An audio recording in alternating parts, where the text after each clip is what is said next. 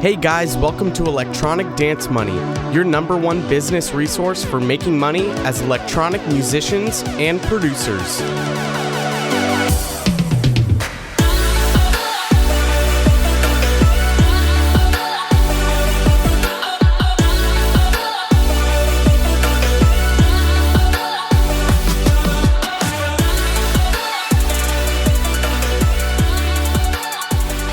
Hey, what's up everyone? Welcome back to another episode of Electronic Dance Money. I'm your host, Christian Casito. Hope you guys are doing well, as I am. Today we are going to be discussing some of the ins and outs of running a mixing and mastering business. We'll be diving into some of the different topics in terms of what you actually need to get started, getting your first client, and setting up some of the systems, and then some really awesome educational resources for you guys. This is primarily what I do in the music industry. I run a mixing and mastering business called Envious Audio. I'm sure you guys have heard me talk about it and promote it on the podcast. So today we're going to be kind of diving into what I did to really start my business, what you guys can do, and how it can really benefit you. There's actually a lot of benefits with starting a mixing and mastering business, especially if that's an area that you struggle with. I know for me, I used to hate mixing. And the one thing that made me get better was mixing for other people.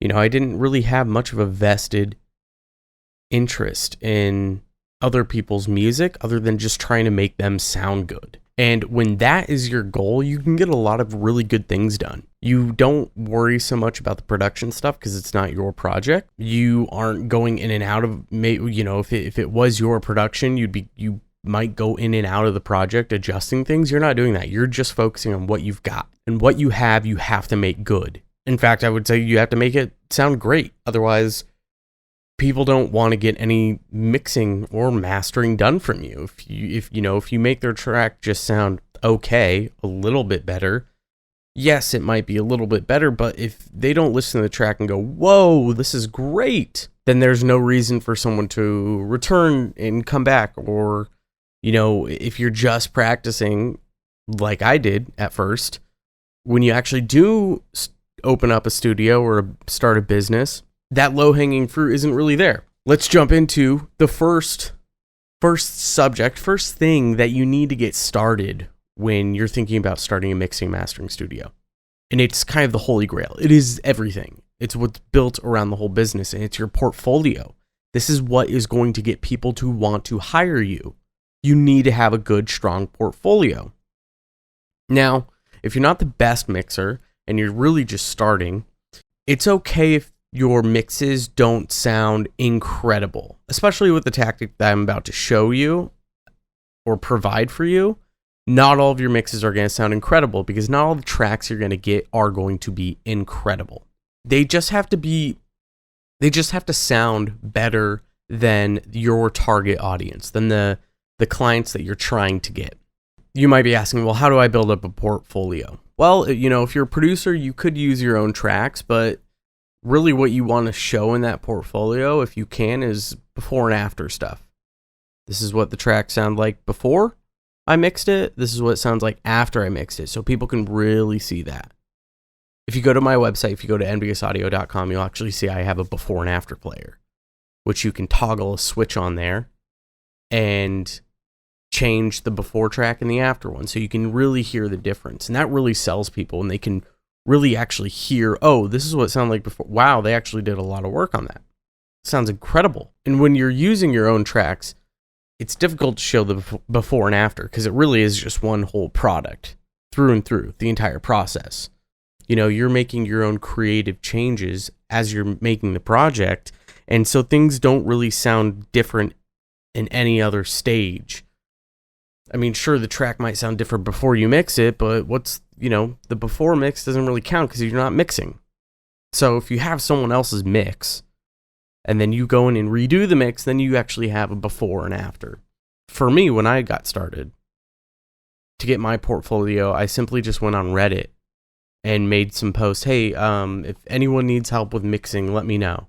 I'm giving away some free mixing class. I was actually doing lessons. I was doing mixing lessons because that's the best way that I learn is by teaching other people. So I was doing free lessons. I would be in sessions for like 3 or 4 hours on Zoom with people, and we would go over their track and I'd mix the entire thing and they got to sit there and watch me mix it. And this is how I really built up my own portfolio. So you can do this on Reddit, you can do it on Facebook, but really you just need to get like 3 to 5 tracks.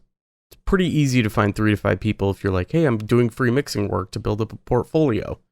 You know, I'll do a free mix for you as long as I can use this in my portfolio. People really like that. Now, free is a little scary because you do get clients that, or, you know, quote unquote clients, you do get people who might not have the best of tracks and expect a lot from you and expect you to do 1,000,001 changes. So you have to kind of eat that in the beginning. But as soon as you have that portfolio, then you're in an awesome spot. Now you can actually really get started with sharing that portfolio with other people to try to convince them to hire you and sell them on why they should hire you as well.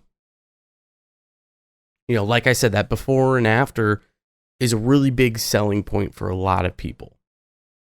So before you really get started on anything, that's where you want to focus a majority of your attention, is on that building the portfolio. That way you can showcase your work and show why people should hire you.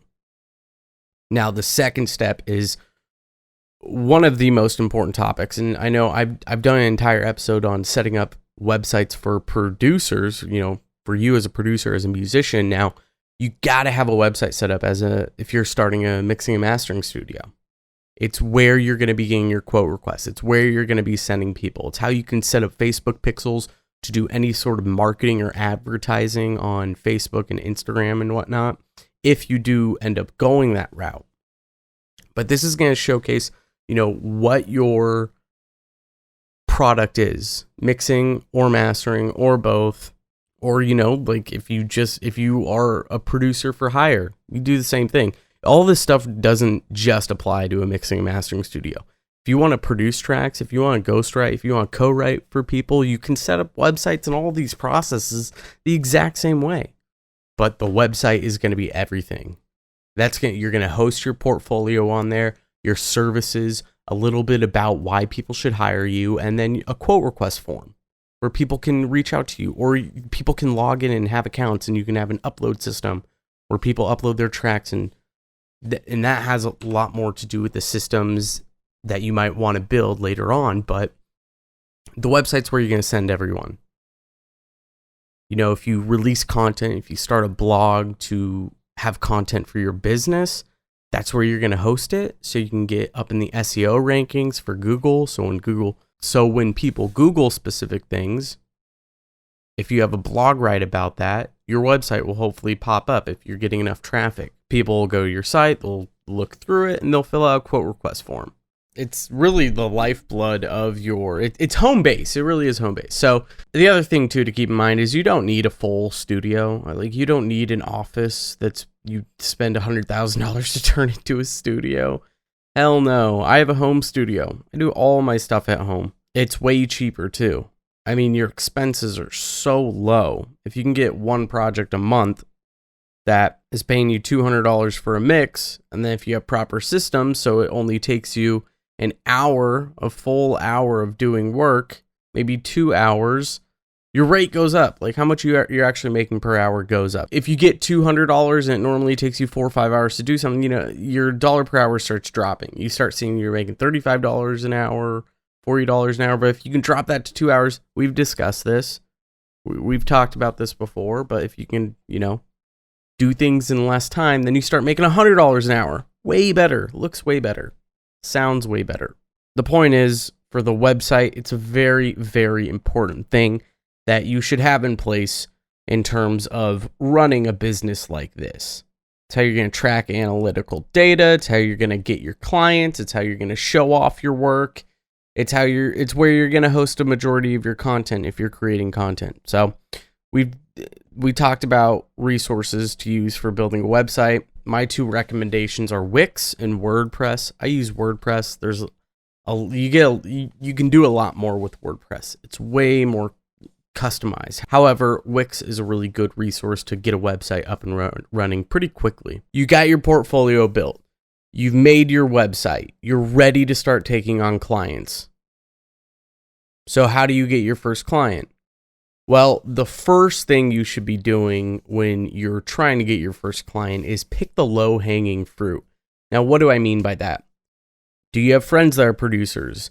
Do you know other producers that, you might not be super close with, but you have a relationship with? That's all low-hanging fruit. That's all fruit that you can pick now, and you can get clients immediately. Ask your friends to hire you. Ask your close producer friends. Ask friends, just normal friends that aren't in production, if they know anyone that are producers, and ask to get their phone number or their email and reach out to them and build a relationship with them. This is all of the low-hanging fruit that you can pick now. Do a really good job for these people and build a referral machine. That's what you really want. This is how you become really successful in this line of business, is referrals. A lot of my work comes from referrals because I've taken care of my clients. I've done such a good job with them, and I make sure I help them out as much as possible in terms of adding additional value that they want their friends to come to me because they know that they're going to get a great service. Another really good tactic that I used a few times, which is how I've also gotten a handful of clients as well, is using Bandcamp and SoundCloud and finding tracks that aren't that great that you can make better, that if you mixed or mastered, they would sound way better, and reach out to those people, start a conversation, and like we've discussed in the networking episode, just the last recent episode, start building that relationship with them, talking about production, talking about mixing, talking about mastering. And then after a month or so, you will have built a relationship that you will have planted seeds to bloom fruit that you can then pick later on. And within this topic, we should discuss rates, because rates is a very important thing. It's a tricky thing to nail. There's a couple of different ways to come about rates. There's a day rate that you can set. There's an hourly rate or a project rate. A lot of what I do is project based. So, okay, you need a mix and master. This is my price for a mix, or this is my price for a master. It's a lot easier to work within that realm and then get your dollar per up by automating and enhancing your systems, rather than trying to track your hours and saying, okay, I work for $20 an hour, and I worked on this for 3 hours, so it's only $60. That's not a lot. However, if you set a rate of $200, takes you 3 hours, you're still making about $60-ish, a little more than $60. However, you have an opportunity where if your systems are really good, you will make more per hour because you're spending less time working. We've discussed a lot about automating and making sure your systems are in place so that you work less, and therefore you're making more. You have more time to do all of the essential tasks rather than the non-essential ones. I know when I first started, my mixing rate was embarrassingly low. I was charging $45 for a full mix and master. Granted, I was not as good as I am now. I didn't have the resources that I have now. I did not have the connections that I have now, so I can offer more value and increase my price, but I'm still getting paid for some work. It was still paying the monthly fee for all of my business stuff, for my website, for some subscription services, a lot of stuff. However, the issue though with that is you can get nightmare clients with that low of a price, because they don't necessarily, if someone refuses to pay you more than $45 for a mix, they don't see value in your work, and that's not good. They'll try to take advantage of you. So my rates are much higher now, and for good reason though. I really handle and take care of my clients. I connect them with people that they would not have connected with before, and give them opportunities that they might not have had before. And so that holds a lot of value. I don't just give you a mix and master, I also give you additional value. So you need to find out how you can provide additional value. That will help increase your rates. And the better you get at mixing, the better you get at mastering, the more your time becomes more valuable, the more you can increase your rates. And as your schedule fills up, raise your rates even more, because now you don't have a lot of time. Your time is very valuable. So if someone wants to get involved in your schedule and your time, they're going to have to pay a higher fee. And so I up my rates almost quarterly because I'm taking on more projects, because I'm getting more work, because I'm becoming more valuable. So don't be afraid to increase rates. It's almost always better to increase rates than lower it, especially if you look at doubling your rates. So if you were getting 2 clients a month, charging $50 per project, and you increase your rates, you double it to $100, now you only need to get 1 client. You don't need to work with 2. Let's say you're charging $100 for a mix and master, you get 4 clients a month. You're making $400. If you just raise your rates, double it, or even go up to $400, you no longer need 4 clients. You no longer need 2 clients. You just need 1 client if you raise it to $400. It might be a little bit more difficult to find that client, but there are people out there that need it. And you have to determine, again, your value of your work. Is your work good enough to be charging $400? And if it is, again, you do way less work working with 1 client charging $400 than working with 4 clients charging $100. Now let's go into the 4th section. So we've gotten the portfolio. We've got the website. You picked up your first client. Now what's next? Now you run through the entire system. What does the system look like? How did it run from them viewing your website, your portfolio, filling out a quote request form, or you even talking to them on Bandcamp or SoundCloud, or picking low-hanging fruit, and then you sending them an invoice, them sending your tracks over, or their multi-tracks, or their track for mastering, you going through the process, sending it back over to them, going through revisions. What does that system look like? And make sure you take good note of it. And make sure that you write that system down and then review it. Every time you get a new client, review it. How did it run? Where can we improve things? Because the system is, again, like I said before, it's what's going to make your dollar per hour go up. The $100 rate now goes up to $200 because you spent half as much time without actually changing your price. There's very key elements here that are going to help your system run so much smoother. One of them that we've talked about, I think a few months ago, I did a whole episode on, I think the episode was titled, "One Piece of Software That Every Successful Business Uses and So Should You." And it was all going into CRMs and how valuable CRMs are. This type of business, any sort of online business that you're running, a CRM is key. That's where you can hold all of your data for all of your clients, very specific ones, as well as setting up follow-ups for those clients. Very, very, very, very key piece of software that's going to really push you forward in the business world. And it's basically like a virtual assistant for you. There's a handful that you can check out that I've already named before, and I'll put them in the show notes. But HubSpot is one. The one that I use is Fresh Sales. You've got Pipedrive. There's another one, Close.io. There's a lot of really good CRMs out there. Some of them are free, some of them aren't. Some of them are only $10 a month. They're very useful. When you find one, stick with one. They all generally do the same thing. Don't waste your time in trying out every single CRM because they generally all do the same thing. It really just comes down to the user interface that you enjoy. So there's plenty of resources out there. I'll include some in the show notes so you guys can go check that out. But the CRM should be key. It should be, honestly, it's something you should set up while you're also getting your website set up before you get your first client. Because then you can import their information as you're working with them, set up follow-ups for if you send out a proposal or whatever. Now, speaking of proposals, another really great system for you to use when you're doing a service-based industry like this is having a piece of proposal software. So I use betterproposal.io. Really awesome software. They've got a ton of proposals that you can use on there, and you can completely edit and customize them. And it just makes you look more professional. You can lay out all of the questions they might have, all your most frequently asked questions, what they get, what they don't get, the timeline, how much it costs, and then they sign the proposal. And this is so you can lay out all of the expectations immediately. So they know what to expect. You know what to expect. If there's any disagreement, you guys can talk about that, edit the proposal until you come to an agreement. Or when the project is finished and they complain about something or want something extra, you go, oh, well, that's not included. You signed the proposal. Here it is. And it's not technically a legal binding contract.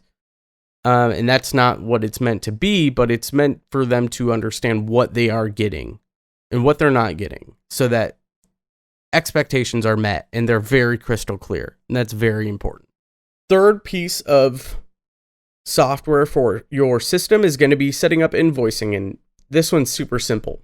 PayPal, you'll take a hit on the fee, on a PayPal fee every time you do business through PayPal, but it's very easy for almost everyone uses PayPal. If they don't have a PayPal account, that's fine. They can just input their debit card info and it goes through. It's very universal. It's very easy, and that easy matters. Having that set up so it's a very smooth process for the client to go through billing and just pay immediately, it's really, really great. And that will, the fee that you pay for that is worth it. Is worth making sure that the client is happy and things are smooth. But you can set up custom invoices on PayPal. You can set up different types of deposits so people can schedule dates for you. You can take a non-refundable deposit so that if they bail on you, it's fine. You don't have to do the work. You also got a little money for it, for them scheduling time that you otherwise could have scheduled for someone else. But these three systems right here are really some of the core ingredients to making sure you've got a really smooth running machine through and through. And the way my business currently looks like is people go to my website, they read my services, they look at my portfolio, they fill out a quote request form, and then I schedule a quick 10-15 minute call with them to discuss their goals, what they're struggling with, as well as setting some expectations. And then I send them a proposal. They sign the proposal. I send them an invoice. They pay a 40% deposit to get a scheduled date, and the rest of the payment is due on their scheduled date for the mix. I send them my mix prep guide. They then send me all of their multi-tracks in a file. And then on the scheduled date of their mix, I go through and work on their track, send it over to them. They send me revisions, and then we rinse and repeat those revisions until they're happy. And you can see how having this system set up, it's really smooth. It goes very easily. And there's even places where I can automate things to automatically do everything for me. Like when I import someone into my CRM software after a phone call, I can then automate to send them a proposal for, let's say it's a mix. The automation sends them the proposal. They sign the proposal. I can then automate so when I get a signed proposal back, it'll send them an invoice. And all of these can be automated, so everything's just boom, boom, boom, boom, boom, running itself, and I don't have to do any of that. All I have to do is get their project, import it, and done, and follow up with them, and talk to them. I did an episode on this book before, but I'm going to suggest it again. But the E-Myth Revisited is really good for getting an idea of setting up systems, especially before you start a small business, so you can start the small business the right way and in the right frame of mind. So I highly suggest that book before you jump into starting any sort of service-based business like what we're talking about today. Now, for the final topic that we're going to be discussing, let's jump into some educational stuff, because this is going to be key for you starting this type of business. The best resource, the number one resource out there for anyone who's wanting to start a mixing and mastering studio, a production studio, a recording studio, any sort of service-based industry in the music industry, service-based business in the music industry, the Six Figure Home Studio is going to be your best friend. Both the podcast and some of the courses that Brian Hood has on his site. So, one, go check out the podcast. Unbelievable amounts of great information on how to start a home studio doing any sort of service-based business. And you can apply everything that they talk about in that podcast. It's incredible. And Brian actually has a course called the Profitable Producer Course on the website. So if you go to sixfigurehomestudio.com, you'll see it, the Profitable Producer Course. And that course takes you from the very second you come up with the idea of starting a music-based service business to getting your first client, setting up your website, running ads, all the way up to optimizing your business itself. It is such a great resource. I cannot suggest it enough. It is worth the pay. I think it's like a $1,500 course, worth that cost. I know Brian does do some webinars where he offers discounts. So even if you go to his website, you'll get some remarketing ads on Facebook and Instagram that you'll see. And I think they might be for the webinar. So just go to his website, peruse around it, and you'll see his ads start popping up on your Facebook and Instagram feeds. I think actually just Facebook. And then you can click on those ads to check out whatever he's offering. He's also got a lot of really good free, a lot of really great free content on there. I know he's got like a free website building course for studio owners. So you can follow that and usually bust out a pretty decent website using Wix. Awesome resources though. But I think I'm going to, any of you guys listening to this, if you decide to do this, go this route, please join the Facebook community on facebook.com. Look up Electronic Dance Money Community and reach out. Post questions in there about getting a portfolio set up, about getting your website set up, getting your first call. Ask those questions. I'll definitely respond. If you make a website, post it in there and I can critique it for you and give you some advice. I'm actually thinking about, and as I'm doing this podcast, I'm actually thinking about doing kind of a service-based series, maybe spend about like 2, 3, maybe even 4 months on just doing episodes on setting rates, on getting more clients, what to do if you get a nightmare client, those kinds of questions, because if you're going down this road, you're going to have questions for those things. You're going to run into those issues. A lot of that stuff is actually covered in the Six Figure Home Studio, but if you don't want to go there, I'd like to have those resources for you as well. So I'm thinking about doing something like that, or maybe every other episode we'll jump into these very nuanced topics about running a business, a service-based business. Because, you know, like I've said before, this podcast is about teaching you how to go full-time, and a lot of these service-based things are what's going to get you to go full-time, and you'll have questions about these specific business topics. So I'd love to jump into those. That is going to be the episode for today, guys. I hope you really enjoy it, and I hope to see some of your guys' businesses popping up for this kind of work. I'm always looking for other people to collaborate in terms of, you know, mixing and mastering studios or producers studios, recording studios, or whatever it is. However, I can provide value to other people, or if they can provide value to me, I'm always on the lookout. So I hope I see some of you guys jump in the market. There's definitely a market for it. There's definitely people that need this kind of work done. It will always be here. Robots will not replace this type of work for a long time, especially because people like interacting with other people, and also because robots don't have connections that normal people do. So don't be afraid to dive into this, because there's a lot of different routes you can go with it. But let me know if you guys have any questions. Show notes are going to be at enviousaudio.com/episode 37. Like I said, join the Facebook community. Head to Apple Podcasts, rate and review the show. Let me know what you think of it. Head to enviousaudio.com/podcast. Fill out the form if you'd like to jump on the show, if you have a good topic to discuss, or if you know someone you'd like to jump on the show, or even if you have a topic you want me to discuss. Let me know. I want to help you guys out however I can. Otherwise, take care, have a great day, and I'll see you next time.